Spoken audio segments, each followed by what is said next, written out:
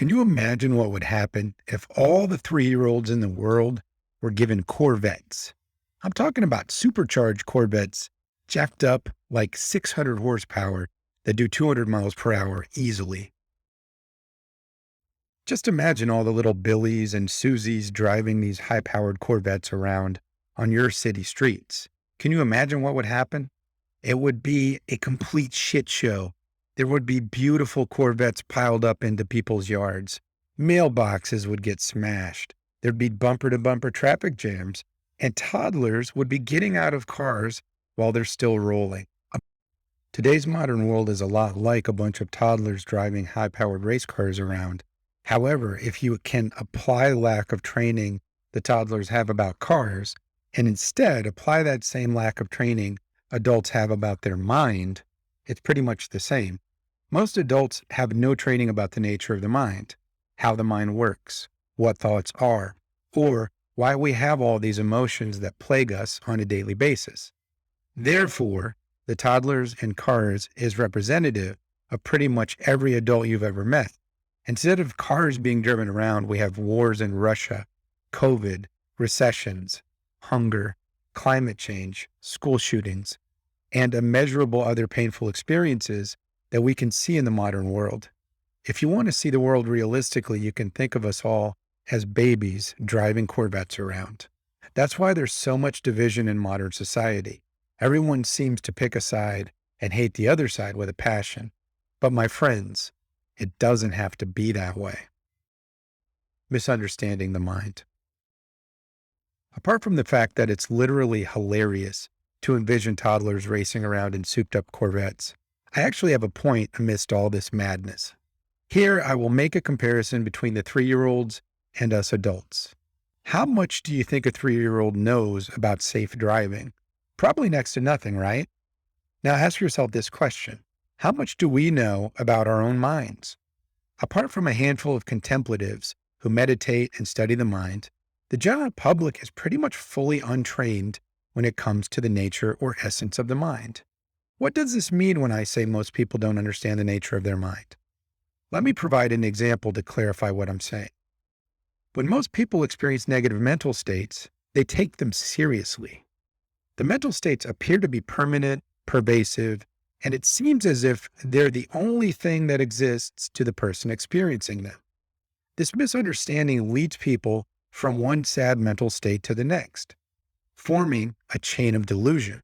One bad thought leads to another, and that thought reminds you of another negative thing. Before you know it, people are completely overwhelmed by the river of negative thoughts running through their minds. And they begin to think, I'm just defective, and these thoughts are never going to end. Then they begin to believe thoughts such as, I have severe anxiety. Little do they know, these are just temporary mental states arising as a result of previous causes. It's very important to understand that our mental afflictions and disturbing emotions are just temporary results arising due to the causes that set them in motion.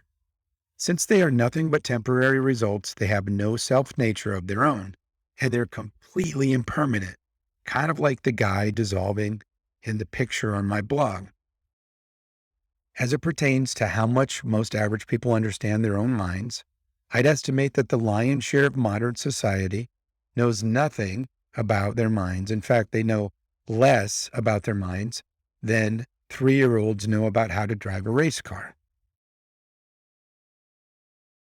Society's lack of understanding about the nature of the mind is responsible for all of our suffering. To be specific, by believing the reality and trustworthiness of their thoughts, people become trapped in a net of conceptualizations. It's kind of like being imprisoned by our own minds. There is a solution to this, and I will share that with you shortly, dear loved ones. Make no mistake, if everyone understood the mind's nature, there would be increased compassion, love, kindness, bodhicitta, which is the wish to attain enlightenment for the benefit of all beings. Spiritual interest would increase, generosity, and many other benefits. Instead, most modern people are addicted to profits, selfish desires, getting more of what they want. Oh, And most people have a mantra they've been reciting for infinite lifetimes. The mantra goes like this: me, mine, me, mine, me, mine, me, me, me, me, me, me, me, me, me, me. All day and all night, people are reciting these mantras of self-importance, which invariably leads to infinite suffering. Dear friends, there is a solution. Since our mental health and our happiness are inextricably correlated, it's sad that most of society has never been taught about the nature of the mind. Most of us have gone through our entire lives without receiving any instructions about the mind, thoughts, emotions, and other mental objects. On one hand, it's very sad that most of us have never received such teachings. Yet, on the other hand, if you were reading this blog or listening to this podcast, that means that you have the karma to learn about the nature of the mind. If you didn't have adequate karma to be introduced to the profound Dharma, you would never have stumbled onto this blog post or this podcast, because there's nothing that happens apart from karma. Everything that occurs is a result of previous cause, which is karma. Karma is cause and effect. So you should rejoice the fact that you accumulated enough positive karma in the past to intersect with the holy Dharma. What are thoughts? Buddhism teaches that the mind is like the sky and thoughts are like clouds. The sky is always there and its essence is never modified or changed from the clouds. The worst tornadoes, thunderstorms, rain, snow, sleet, ash from wildfires, poisonous pollution from fossil fuels, and even volcanic eruptions blanket the sky. However, the sky's true nature never changes. After those many different items blanket the sky, they dissolve and the sky remains as vast, open space the way it always has. Similarly, thoughts appear and dissolve without changing the structure of the space of the mind in which they appear. On one hand, the mind is empty like vast, wide open space, and thoughts are like clouds, smoke, ash, rain, sleet, snow, and thunder that travel through the sky. The mind is not only empty because it has lucidity and cognitive clarity, which is a fancy way of saying it knows and it is aware. If we take the time to think about and analyze the nature of the mind, it can be very beneficial. Personally, I believe examining and analyzing the nature of the mind is even more beneficial than anything else we could do with our time. Why? Well, examination of the nature of our mind is extremely beneficial because by developing an understanding of the mind, we become free from all the anxiety, anger, fear, frustration, jealousy, and despair produced by a chain of delusional thoughts that constantly circles in our mind like a never-ending merry-go-round. The problem is not the arising of all emotions, thoughts, and mental anxiety. Rather, the problem is that we have a fundamental misunderstanding of what those things actually are. We misunderstand their nature because they are very deceptive when they appear within our awareness. And that deception misleads us into constant pain and suffering. Now that we've defined the mind as being like the sky, let's spend some time investigating the nature of thoughts. What is a thought? Before I answer, for explanation purposes, let's just refer to thoughts as all mental objects for the sake of simplicity.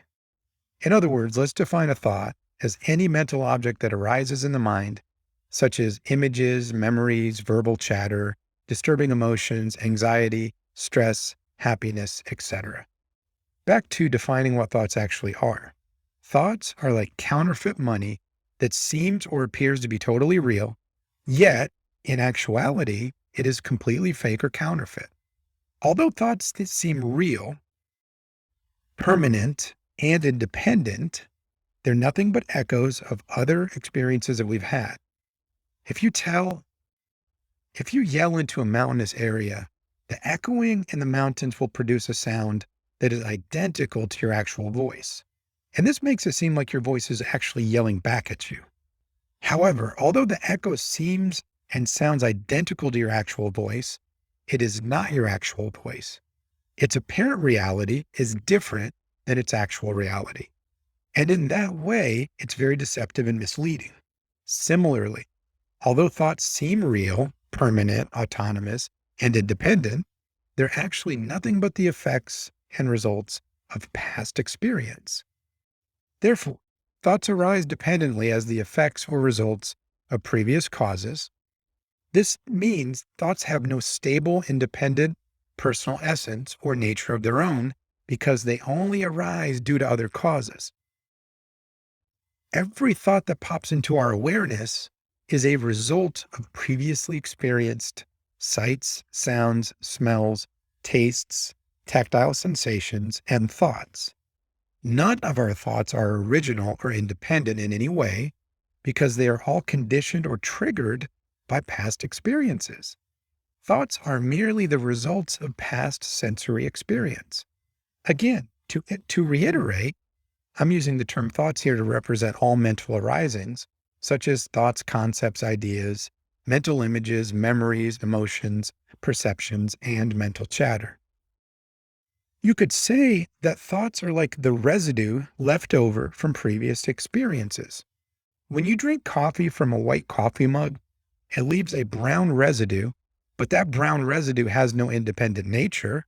The brown residue is an effect that is caused by the dark-colored coffee being in the mug, which causes it to stain. Similar to the coffee, which stains the mug,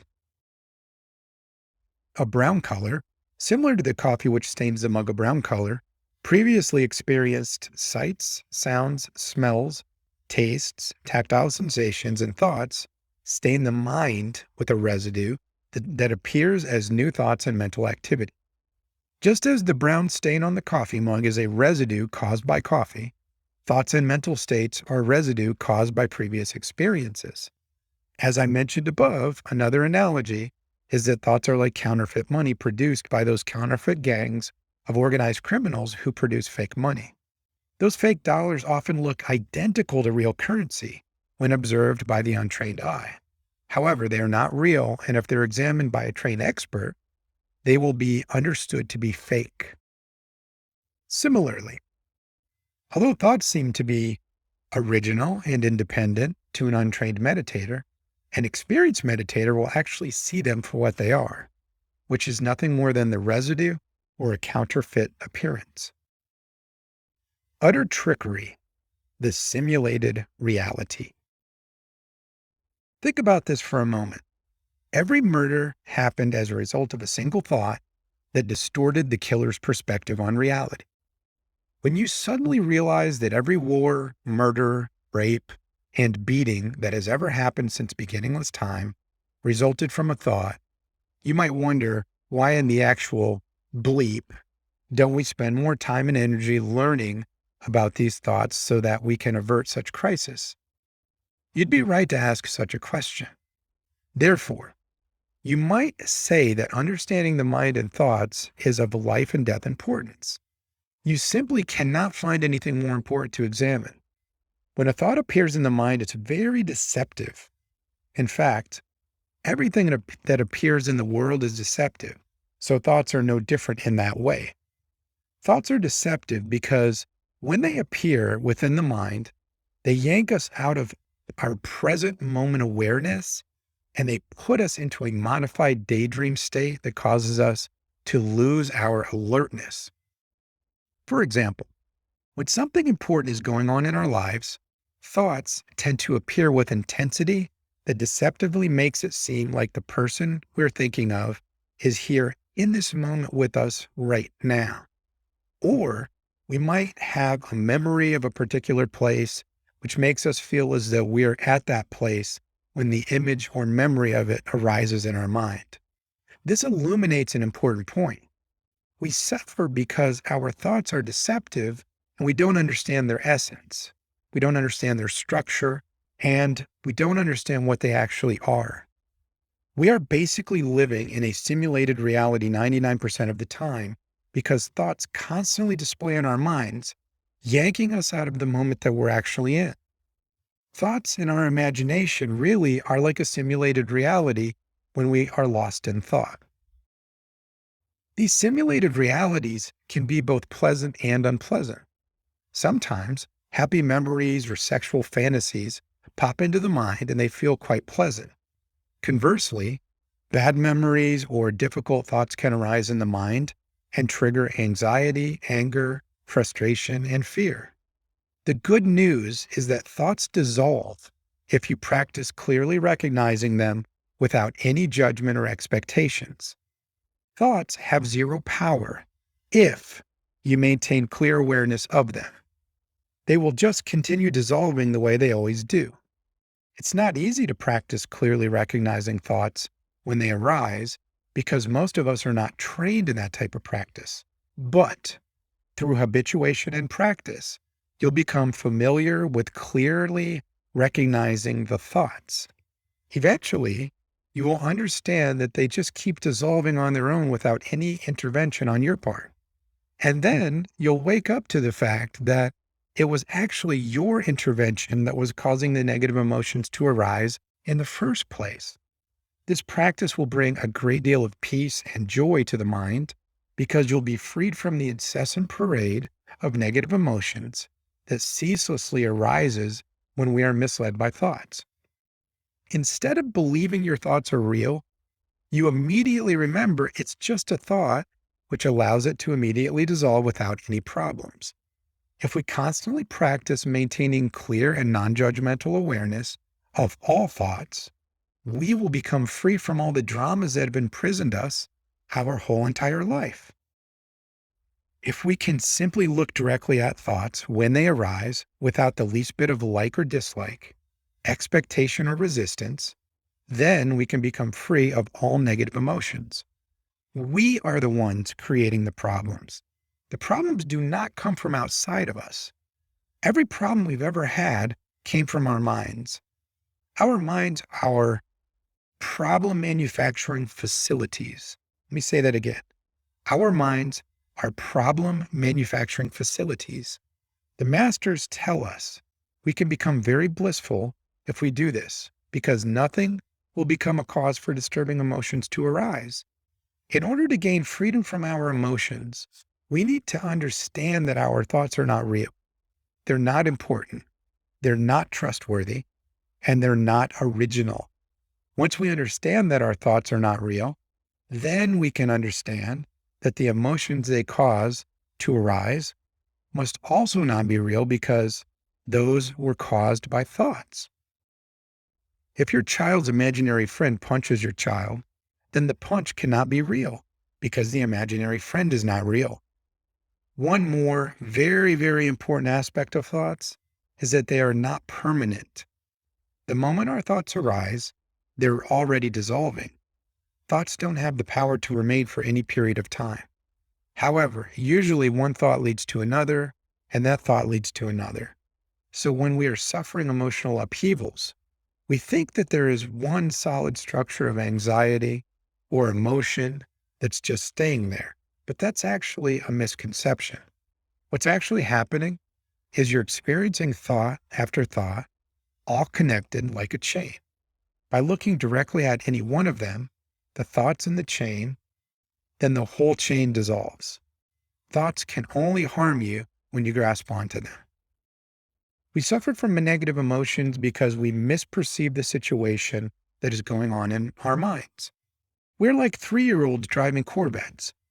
There's going to be a destroyed mailbox or two along the path until the toddler learns to drive. Please don't teach them how to drive, by the way. Based upon the belief that our thoughts are real, correct, permanent, and independent, we produce immeasurable suffering for ourselves and others because we take action based upon the belief that these thoughts exist the same way they seem to exist. But therein lies the rub. These thoughts we are reacting to are nothing but counterfeit replays of past experience surfacing in our minds.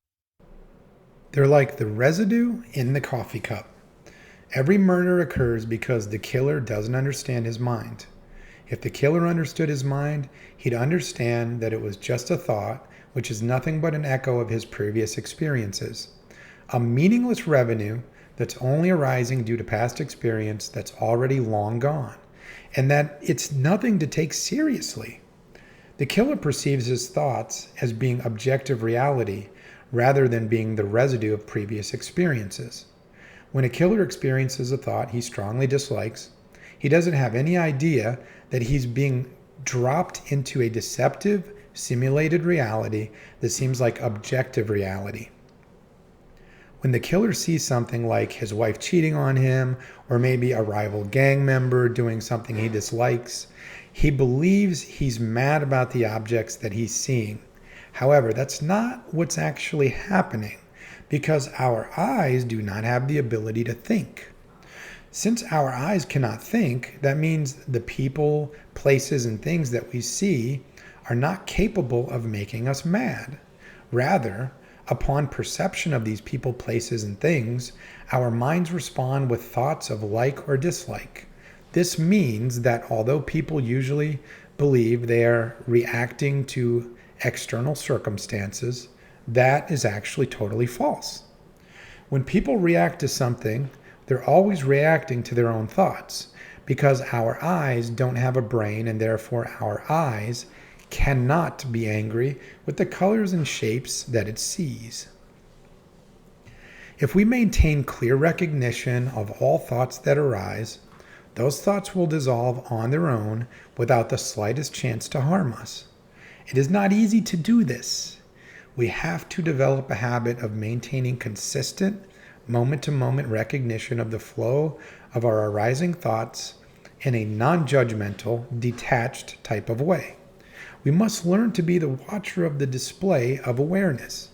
If thoughts arise without us recognizing them, we can be deceived into the simulated reality that makes us vulnerable to being harmed by the thoughts. When we are in the simulated thought reality, it's like we're in a dream, and we lose our ability to clearly recognize the thoughts and let them go. That's why the path to peace consists of understanding that thoughts are just momentary results triggered by previous experiences, and then non-judgmentally recognizing thoughts as they arise and dissolve on their own. If we begin to develop crystal clear recognition of every thought that arises, and we look directly at them without any expectation, like or dislike, or even any feeling whatsoever, then we will be instantly free of the thought, and it will dissolve like mist. My dear friends, I hope that this podcast helps at least one human out there. I pray from the depths of my heart that someone benefits from these beautiful words that came from all the Buddhas, the Bodhisattvas, the Lamas, and the Gurus, the Bhantes, and the Ajahns. May all beings be imbued with a gentle, compassionate love that inspires them to rescue every last sentient being. I dedicate any merit that arises as a result of this teaching and to all living beings. May every living being, as a result of this short teaching, become Buddhas in one lifetime, and may they, wink wink, this is you, the listener, may you be completely free of suffering and have nothing but blissful happiness. Sending my love to all of you. Big hugs.